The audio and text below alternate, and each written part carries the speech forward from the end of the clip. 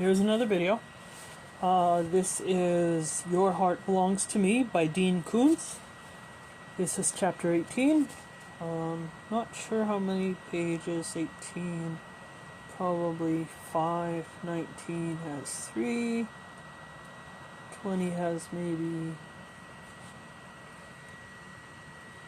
6. So maybe 10 pages altogether. Okay, I'm going to make this a short video. 18, 19, 20. So this is chapter 18. Whether by an act of sheer will or by the grace of fate, Ryan survived the episode, and after a couple of minutes, felt his heart re-establish rhythmic beats and measured force. The cool, dry air in Bargist's house was odorless but had a faint metallic taste. Counseling himself not to contemplate the source of that flavor, Ryan stopped breathing through his mouth. He sat up straight in the office chair and rolled it to the desk once more. After hesitation, he opened the first ring binder to the photograph that he had been studying when nausea had overcome him. Still operating on a hunch, he paged with grim determination through the first book of photos. His patience was at last rewarded when he saw the third face in the second binder. Samantha. Her eyes were taped open, her full lips slightly parted as if she let out a sigh of satisfaction as the shutter of the camera caught her. This was not Samantha, of course, but Teresa, her identical twin. Prior to death, she lingered in a vegetable state, abed for months, following an auto accident, and the experience diminished her beauty.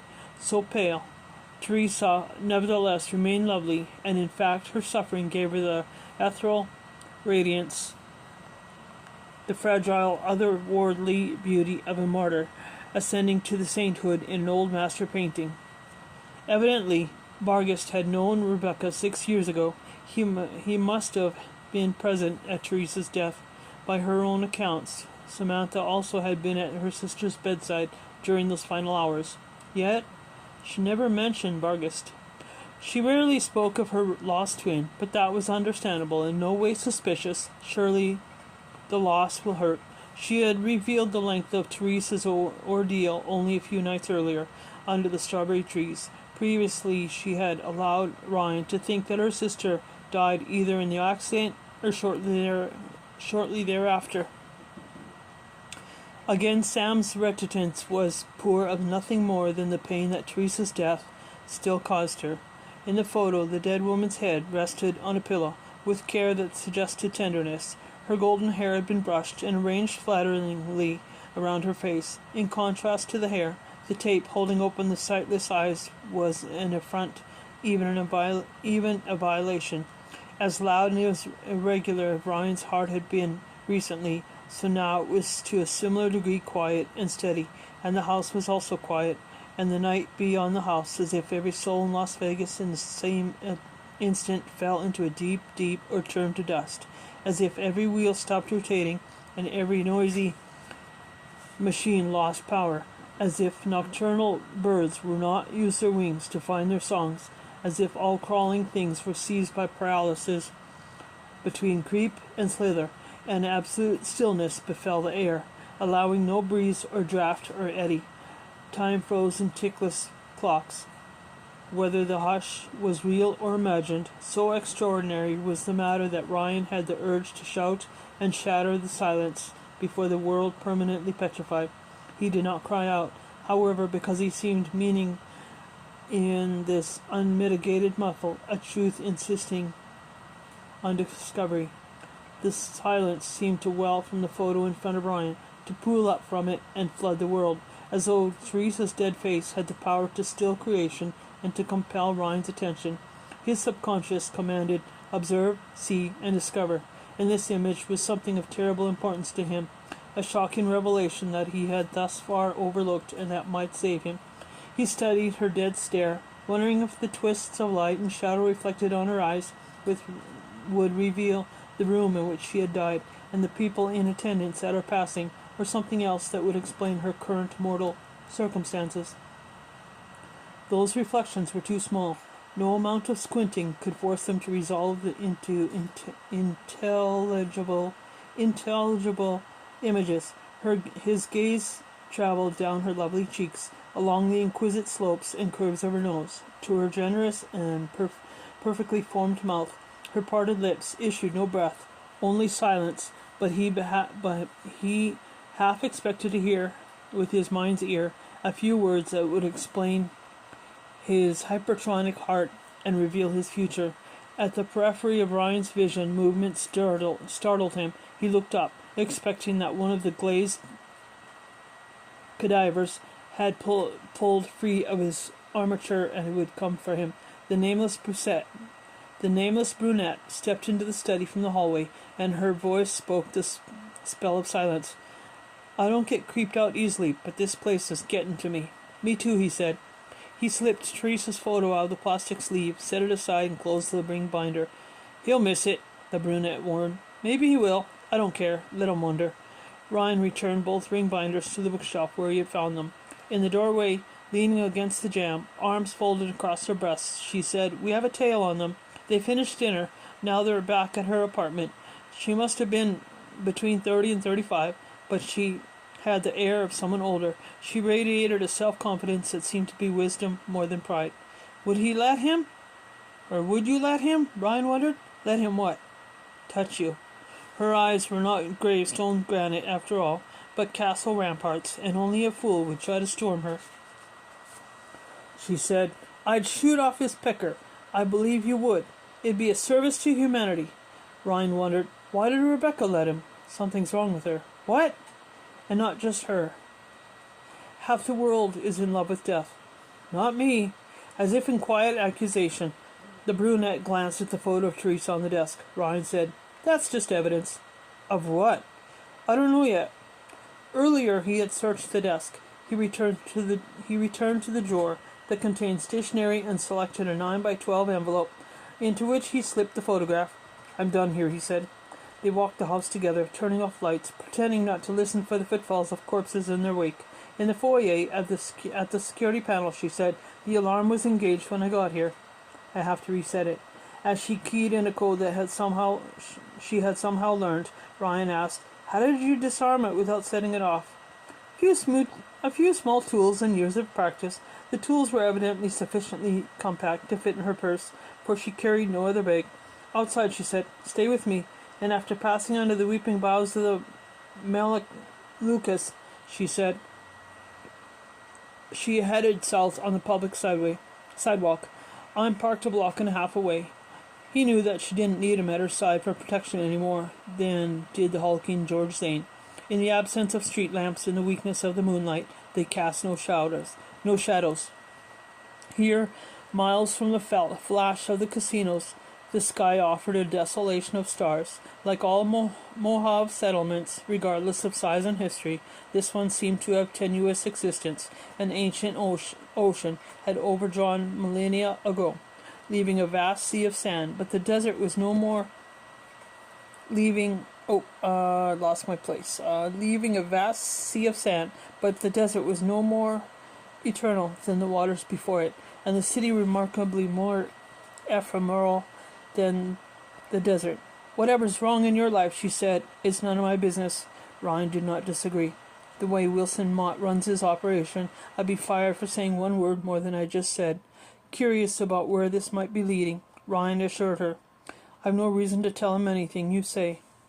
After a silence, she said, You're a haunted man. I don't believe in ghosts. I'm not surprised by that. Across the street, Zane sat behind the wheel of the Mercedes. They passed him and kept going. She said, Not ghosts.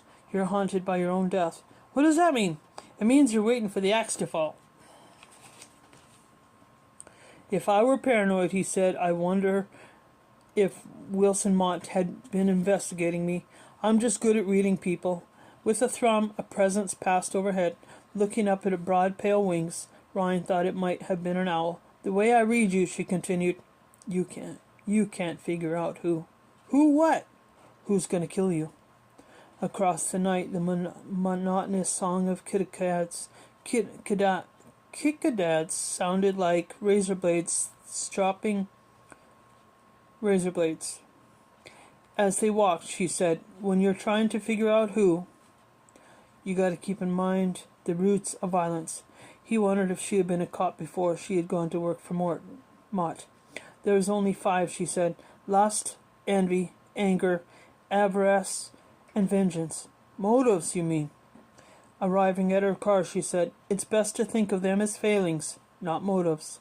Parking lights and the lazy engine noise of a coasting car rose behind him. More important than the routes, she said, is the taproot. She opened the driver's side door of the Honda and turned to stare solemnly at him. The taproot, she said, is always the killer's ultimate and truest motivation. Among the numerous strange movements of the past 4 days, this conversation had begun to seem the strangest. And what is the taproot of violence? Ryan asked. The hatred of truth. The coasting car behind him proved to be the Mercedes sedan.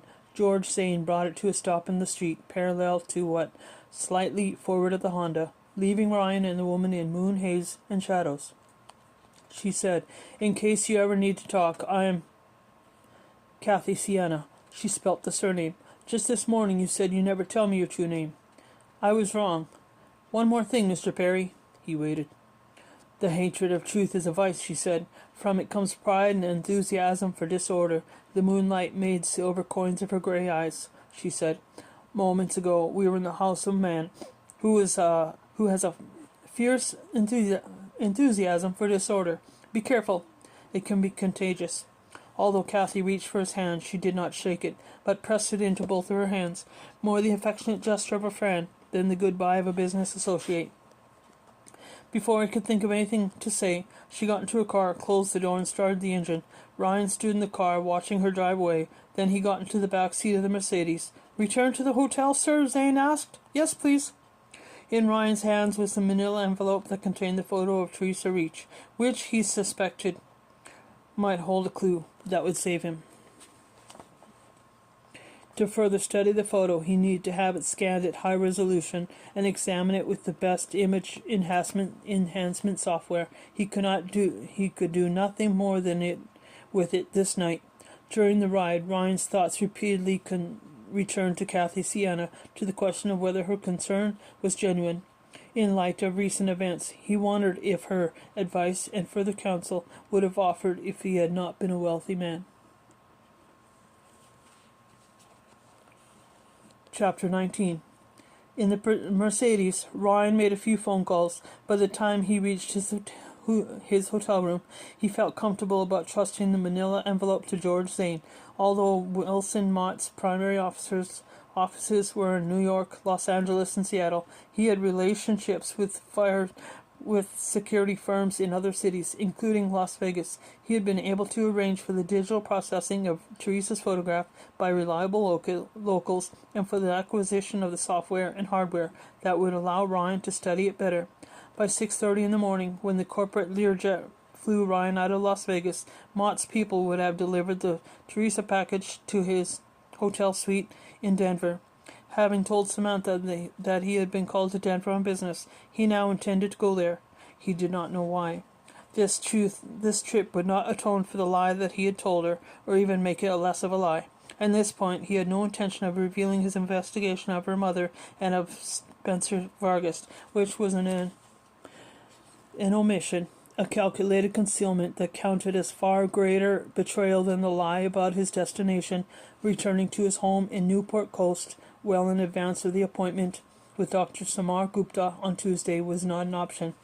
Following Lee and Kate Ting's whispering in the kitchen, he had felt, and still would feel, under surveillance in his own house. Las Vegas offered him nothing more than games of chance. Already he was in a game with the highest possible stakes, and neither craps nor blackjack nor baccarat could distract him from the knowledge that his life was on the line. So Denver, in the early morning. As he had taken lunch in his hotel room, so he took dinner. He had no appetite, but he ate. Not surprisingly, that night he dreamed. He might have expected cadavers, preserved or not, in his dreams, but they did not appear. His nightmares were not of people or other boogeymen, but of landscapes and architecture, including, but not limited to, that city in the sea. He walked a valley road toward a palace on a slope. The valley had once been green. Now seared grass, withered flowers, and blighted trees flanked a river in which flowed a turgid mass of black water, ashes, and debris. palace windows, once filled with golden light, was strangely red, alive with carpeting shadows, and the closer he drew to the open door, the more terrified he became of what hideous throng might rush out of it and fall upon him. After the valley, he appeared on the shore of a wild lake bound with black rock and trees that towered all around. The grinning moon in the black sky was a snarling moon on the black water. Poisonous waves lapped at the stones on which he stood, and something rose in the center of the lake, some behemoth beyond measuring, from which sleuthed the inky water with the wriggling moon. In the morning, while he showered, while he breakfasted, while he flew to Denver in the corporate jet, images from the nightmares rose frequently in his mind.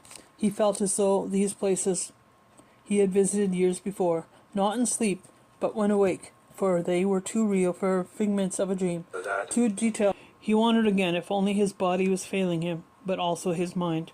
Perhaps the inadequate functions of his heart resulted in diminished circulation, with detrimental.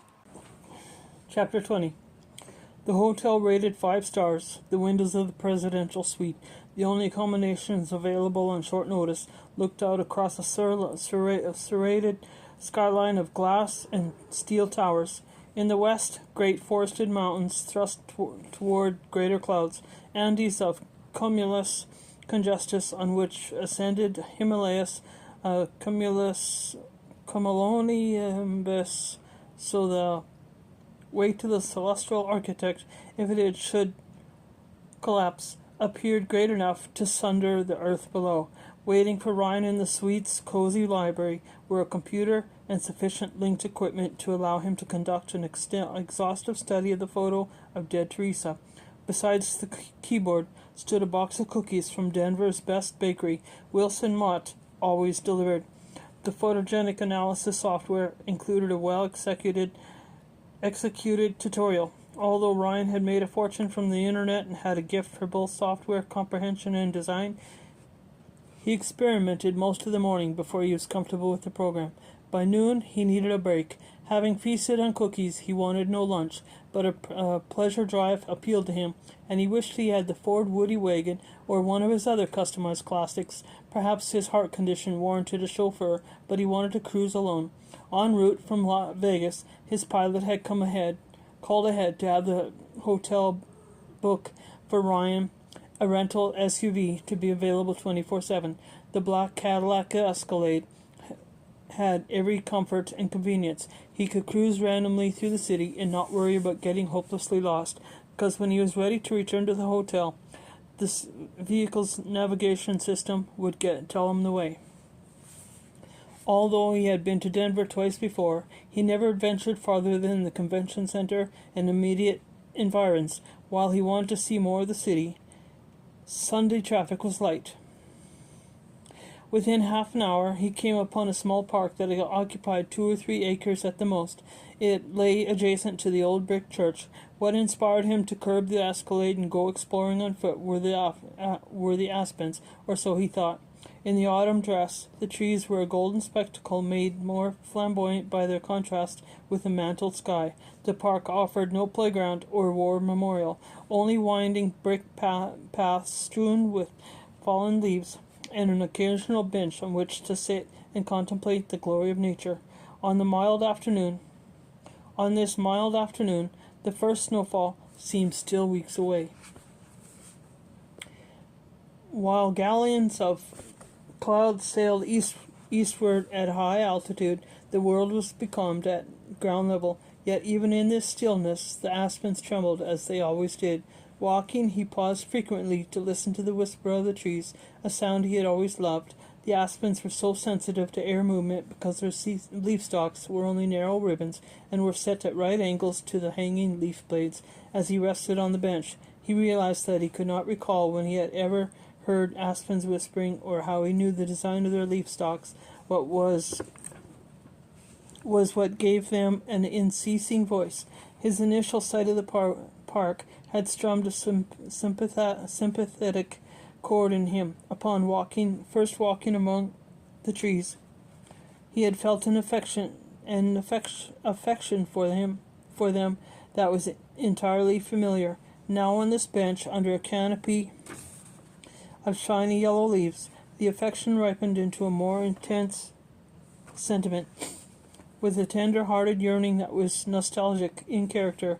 Inexplicitly, though he had never been here before, he felt that he had sat beneath these very trees many times in all seasons and weather.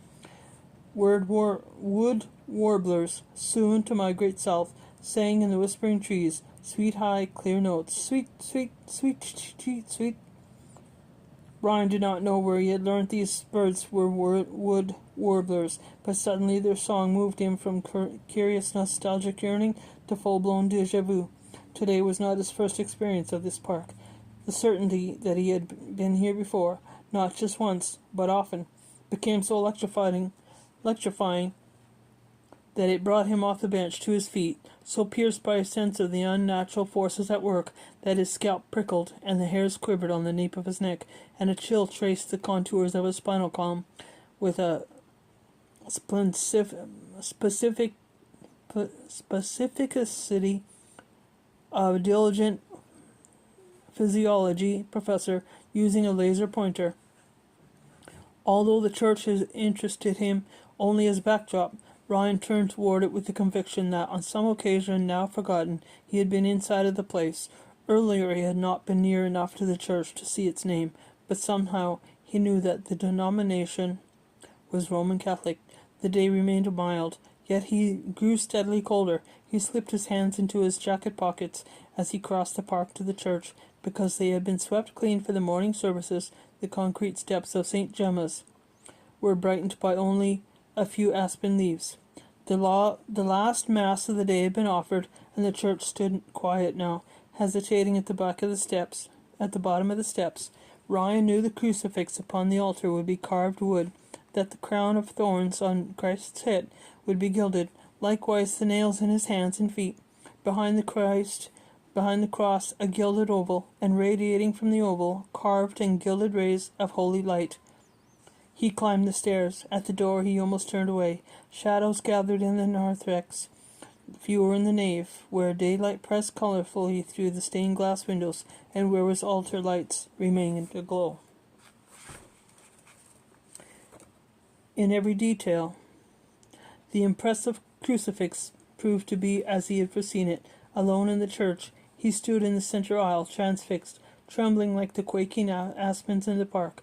Ryan remained certain that he had never been here before, and he was not Catholic, yet he was overcome by the sense of comfort that one feels in well-loved places.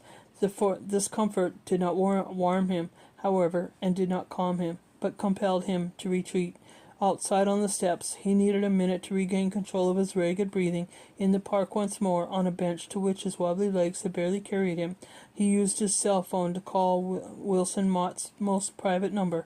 After speaking with Mott, he expected to sit there for a while because he was not yet calm or fit to drive, but the brilliance of the aspens, the black iron lampposts with crackled glass panes, the wrought iron bench painted glossy black, and the herringbone brick walkway filled him with yearning for a past he could not recall.